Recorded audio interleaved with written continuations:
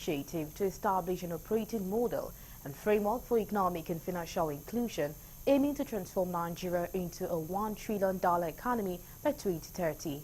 The project is designed to combat poverty and catalyze a sustainable economic growth from the ground up.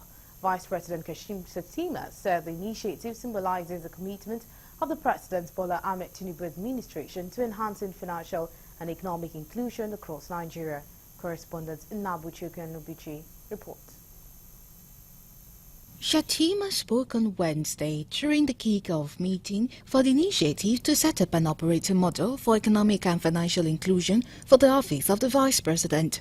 The federal government had on April 25 unveiled the Actors on Economic and Financial Inclusion, a multi-pronged blueprint designed to achieve universal access to financial services.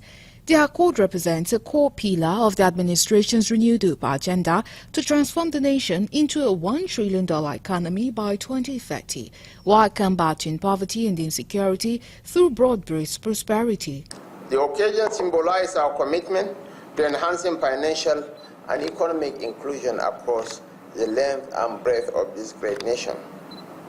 It also underlines our dedication to providing access to capital and eradicating poverty through legislative interventions and critical policies. I extend a warm welcome to all collaborators as we set out to sustain that tempo and fine-tune our various initiatives. Also speaking during the meeting, technical advisor to the President on Financial Inclusion, Dr. Nuruddin Abubakar Zawuro, reported substantial progress in implementing the ASU Accord on Financial Inclusion and a series of initiatives aimed at broadening financial access across the nation. Earlier, the project manager at the Lagos Business School, Professor Lanyinka David West, commended the Tinubu's administration for putting economic and financial inclusion on the front burner by signing of the ASU Accord earlier in April. The Vice President leading the conversation around financial inclusion. We sincerely thank you for that opportunity, Your Excellency. Your Excellency, also we want to bring it to your attention that since the signing of the Accord, a lot of engagement has been going on. We appreciate the fact that we were able to source funding from Bill and Melinda Gates Foundation, under their partner, which is the Lagos Business School. Since 2015, we've been running an initiative called the Sustainable and Inclusive Digital Financial Services Initiative.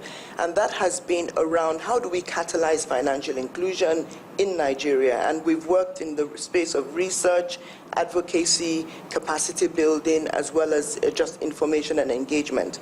So this is an honor and a pleasure when the workshop came on and the ASU Accord was signed.